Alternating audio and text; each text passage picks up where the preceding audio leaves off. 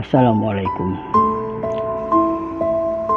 Di dalam pencarian mengenal diri, saya telah melakukan kajian pribadi dari segi teori dan praktikal dari sumber-sumber yang saya perolehi dengan perbandingan dan rujukan.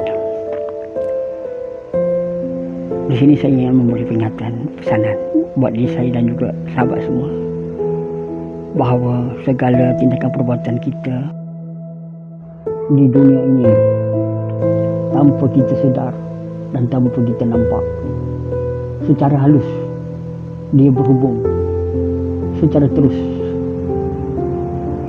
melalui gelombang getaran bersama dengan niat baik dan buruk di dalam hati. Jadi berhati-hatilah, terutama kita di media sosial ini. Dia orang dia makan, dia mengumpat. Tak cukup dengan 2 pinggan, dia mengumpat orang lagi. Maknanya hamba. Jadi bagaimana kita nak jadi hamba yang sempurna? Kita hanya jadi hamba hanya kepada Allah. Itulah hamba yang sempurna.